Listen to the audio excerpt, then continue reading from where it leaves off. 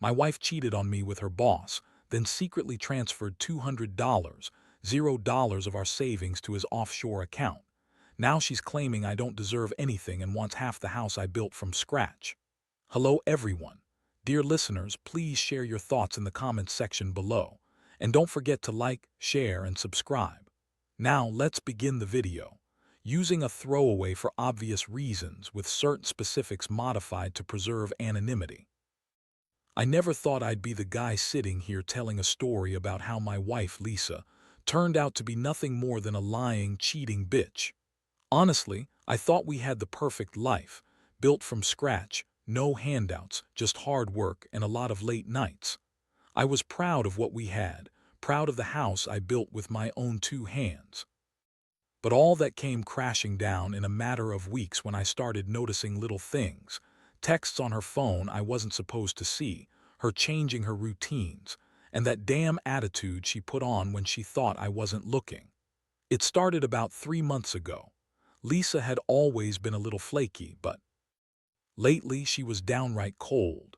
She'd come home late, smelling like perfume I didn't recognize, and her phone was glued to her hand more than ever. I'd catch her deleting messages or hiding her screen when I walked into the room. I brushed it off at first. Maybe she was stressed at work or just tired. But then I noticed her spending more time on her laptop at night, secretive, her eyes darting around like she was hiding something. One night I decided to sneak a peek at her laptop when she was in the shower. I wasn't trying to invade her privacy. Well, maybe I was a little desperate. I just wanted to see if there was anything she was hiding. What I found was worse than I expected. There were emails, lots of them, all with her boss, Mark. They were filled with flirtatious talk, plans to meet up, and even some explicit messages. My stomach sank. My wife, the woman I trusted more than anyone, was cheating on me with her boss. That was bad enough, but then I saw the real kicker. An email from her transferring $200, $0 of our savings to some offshore account in his name. At that moment I felt like I'd been punched in the gut. I stared at the screen, trying to process what I was seeing. How could she do this? How could she betray me like that? Not just the affair, but the fact that she was stealing from us, from our future, from everything we'd worked for. I kept asking myself, is this really happening? Did I miss the signs? Was I blind, or just too naive? I confronted her the next morning. I was furious, hurt, and desperately trying to hold it together. I told her I knew everything about the affair, about the money. She looked surprised at first, then angry, then dismissive. She told me I was overreacting, that I was paranoid, that Mark was just a friend. She said I was imagining things, that I was jealous and insecure, that she loved me and would never do anything to hurt me. But I knew better. I saw the texts, the transfer, the way she lied through her teeth. There was no denying it anymore. Her reaction was so cold, so dismissive, it made me feel like I was the crazy one. She told me I didn't deserve anything, that I was just a stingy, insecure husband, and that I shouldn't expect her to be faithful or honest anymore. She wanted half the house, said I'd never see that money again because she was going to fight me for everything. I was stunned. How did it come to this? How did I go from building a life with someone I loved to being betrayed like this? I felt angry, betrayed, but mostly just numb. I didn't even know what to do or how to feel. All I could think about was how she had lied to me, used me, and now wanted to take what I'd worked so hard for. After that confrontation, everything changed. I couldn't sleep, couldn't eat, and every time I closed my eyes, I saw her face, the way she looked at me with that fake, innocent expression, like I was the crazy one. I kept replaying the moments when I found out. Her dismissive attitude, her lies, the way she had been sneaking around behind my back. It was like my entire world had been turned upside down, and I was just trying to keep my head above water. I started digging deeper. I needed answers. That's when I hired a private investigator. I wanted to know exactly how far she'd gone, how much she'd taken, who else she'd been talking to besides Mark. It didn't take long to find out she'd been having an affair with her boss for months. That was obvious, but what I didn't expect was the extent of her betrayal. The PI uncovered emails, texts, even video chats. She'd been sneaking out to meet him, sometimes late at night, sometimes during work hours. She'd even lied about her whereabouts, claiming she was at a conference when she was really with Mark. The pie also found out about the transfer. She transferred a huge chunk of our savings offshore in a way that made it almost impossible to trace. That's when I realized she'd planned this. She was stealing from us, right under my nose. My mind raced with questions. How long had she been planning this? Was she planning to run away with him? Or was she just after the money? Either way, I felt like I'd been played for a fool. I decided I had to confront her again, but this time I was prepared. I sat her down, showed her everything I'd uncovered: texts, emails, bank statements. Her face turned pale, then red with anger. She denied everything at first, calling me paranoid, accusing me of spying on her, of making things worse. She said I was just insecure, that I didn't trust her. She told me Mark was just a work friend, that the transfer was just a mistake, a misunderstanding. But I didn't buy it. I knew the truth, and I could see the guilt in her eyes. The worst part was her attitude afterward. Instead of remorse, she became even more bitchy, more dismissive. She told me I was lucky she didn't leave with the money already, that she could have taken everything and left me with nothing. She said I didn't deserve her loyalty, that I was just a jealous, paranoid husband. That's when she threw in the line that still haunts me. She claimed I didn't deserve anything, that I was just a loser who built a house with his own sweat and tears, and now I was trying to hold her hostage with my accusations. I felt a mix of rage and despair. How could she say that? How could she turn everything around and make me feel like I was the problem? I'd built this house from nothing, worked my ass off, and now she was trying to take it all away, claiming I wasn't entitled to anything because I was just a man. It was like she was trying to justify her betrayal, her theft, by painting me as the villain. I couldn't believe I had married someone so cold, so manipulative. The betrayal cut deep, but what hurt even more was how she dismissed my feelings, how she refused to take responsibility for any of it. That night, I sat alone in my house, staring at the walls I'd built. I felt betrayed, angry, and exhausted. I didn't know what to do next, but I knew I couldn't stay silent forever. I had to decide whether to fight for what was mine, to try and save what little was left, or to cut my losses and walk away. Deep down, I knew this wasn't just about the money or the house. It was about trust, respect, and the fact that I'd given her everything, only to be thrown aside like yesterday's trash. I was hurting, but I also knew I had to be smart. I couldn't let her manipulate me, not anymore. I'd face whatever came next, but I promised myself I wouldn't be a fool again. Over the next few days, I threw myself into figuring out exactly what I was up against. I couldn't believe how quickly everything had unraveled. One moment, I was a man proud of his home, his life, and his wife. The next, I was dealing with a woman who'd lied, cheated, and stolen from me in ways I never thought possible. Felt like my whole world was crashing down and I was just trying to keep my footing. I started speaking with a lawyer about my options. The more I dug, the clearer it became. Lisa wasn't just cheating on me. She was trying to take everything I'd built. She had no intention of stopping her schemes. I learned that her plan was to claim half the house, even though I had built it from scratch. Her argument was that I wasn't entitled to anything because I was just a man, and she deserved her share. That made me furious. She had no right to everything, especially after what she'd done. Meanwhile, I watched her behave like a bitchy queen, throwing fits, lying, and acting like she was the victim. She insisted she was entitled to half the house because we were married, and somehow that justified her theft. She claimed I was trying to control her, that I was insecure, and that I was making her life miserable. It was all lies. She was the one sneaking around, transferring money, and trying to take what wasn't hers. The more she talked, the more I saw how manipulative she was, playing the victim to get what she wanted. I decided I had to get my ducks in a row. I hired a private investigator to dig up more dirt on her and Mark. Turns out, she'd been secretly meeting him at hotels, sometimes even during work hours. They'd been sleeping together, and she'd been lying to me about her whereabouts. The pie also uncovered that she'd been funneling money offshore for months, more than I initially knew.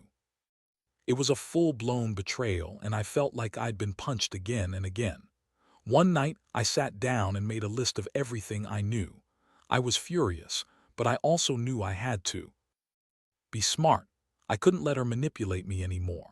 I decided to confront her again, but this time with all the evidence in hand. I called her into the living room, laid everything out, her texts, the bank transfers, the hotel receipts, the emails. I watched her face twist into a sneer, then a flurry of angry words. She denied everything, of course, claiming I was crazy, paranoid, and jealous.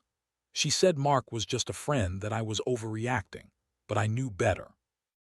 I had the proof, and I wasn't going to let her walk all over me anymore. That's when she really lost her cool. She started yelling, calling me pathetic, possessive, and insecure. She said I had no right to accuse her of anything, that I was just jealous because she was more successful than me. She called me a loser, said I was just a man who built a house with his own sweat and tears but didn't deserve anything because I wasn't good enough for her. That was a slap in the face. All those years I worked my ass off to give us a good life, and she's calling me a loser. I felt a surge of rage I'd never experienced before. How dare she say I didn't deserve what I built? How dare she try to guilt-trip me into backing down? I realized that her entire attitude was about power. She wanted to control everything, take what she thought she was entitled to, and leave me with nothing. This wasn't just about cheating. It was about her trying to destroy me, take my house, my savings, everything I'd worked for. I felt betrayed on every level, emotionally, financially, and morally. She was trying to turn me into the villain, but I knew the truth. I knew I had to stand my ground, no matter how much she tried to gaslight me. That night I lay awake, staring at the ceiling, feeling a mixture of anger and sadness. I couldn't believe I had married someone so selfish, so manipulative. I'd trusted her, loved her, and now I saw her for what she really was, a woman who'd lie, cheat, steal, and manipulate to get what she wanted. I knew I had to decide what to do next. I could fight for the house, for the money, for my dignity. Or I could walk away and start over. But one thing was clear. I wasn't going to let her take everything without a fight. I'd protect what was mine, even if it meant tearing her lies apart piece by piece. The days that followed were a whirlwind. I spent every waking moment talking to my lawyer, gathering every piece of evidence I could find, and planning my next steps. The more I uncovered about Lisa's schemes, the angrier I got. I couldn't believe how cold and calculating she'd become.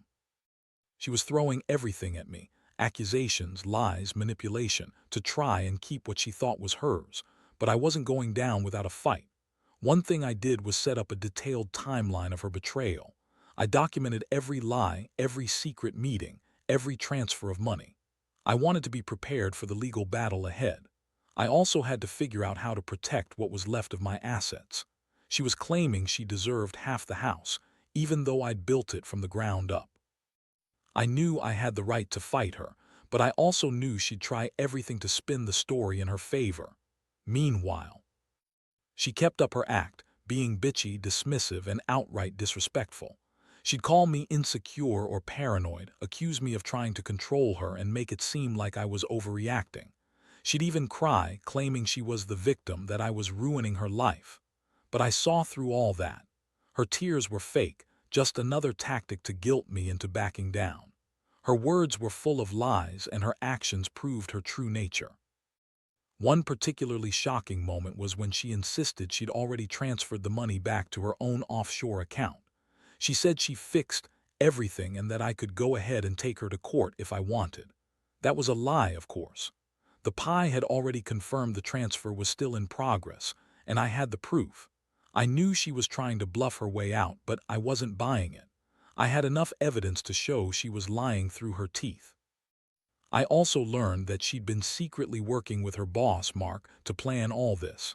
They'd been talking about how to split the money, how to cover their tracks. I found a series of encrypted chats where they discussed getting rid of the problem and dividing the assets. It was sickening. I felt like I was living in a nightmare, knowing the woman I loved, the woman I'd married, had been plotting against me all along. At this point, I knew I had to take legal action. My lawyer advised me to file for divorce and seek a settlement that would protect my assets. I also decided to freeze her accounts and alert the bank about the suspicious activity. I didn't want her to get away with stealing more money. I was determined to fight for what was rightfully mine and to hold her accountable. Throughout this process, Lisa continued to act like a spoiled brat, throwing tantrums, calling me names, insisting she was entitled to half the house and all our savings. She even claimed I was trying to ruin her life by exposing her, but I saw through her act. I knew she was just trying to manipulate the situation, to turn everyone against me, to make me look like the bad guy. But I wasn't going to let her get away with it. I had the evidence. I had the law on my side, and I was ready to fight for what I'd built. This wasn't just about money anymore. It was about standing up to someone who'd betrayed everything we stood for. The legal battle dragged on, but I was determined to see it through. Every day, I felt more like a man betrayed and manipulated, but also more resolved to fight back. Lisa's attitude didn't change much. She still threw fits, called me names, and insisted she was the victim. She claimed I was just jealous, insecure, and trying to control her life. But her words rang hollow now. I had the proof: texts, bank transfers, hotel receipts, and she knew it. That's why she was so desperate to paint herself as the victim. She wanted to make me look like the bad guy so she could walk away with what she thought was hers. One day, my lawyer sat me down with some good news. The court was moving forward with a temporary restraining order. It meant Lisa couldn't access any more of our joint accounts or transfer any more money. It also meant she couldn't sell or mortgage the house without my approval. I felt a strange mix of relief and anger. Relief because I finally had some control, and anger because I was sick of her playing the victim, as if she hadn't done anything wrong. Meanwhile, I kept working on my plan to protect what I had built. I hired a forensic accountant to trace every penny she'd taken or tried to hide. The numbers were staggering. She'd stolen nearly all of our savings, and the offshore transfer was just part of her scheme. I also discovered she'd been secretly signing documents to transfer ownership of the house to herself, claiming I had abandoned her emotionally and financially. That was a lie, but it showed how far she was willing to go to screw me over. In the midst of all this chaos, I started to realize how much I'd been blind. I'd always believed in honesty, loyalty, and love. But Lisa had shown her true colors: selfish, manipulative, and greedy. She lied about everything, and now she was trying to take everything I'd worked for.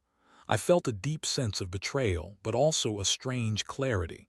I knew I had to stand my ground, even if it meant losing her.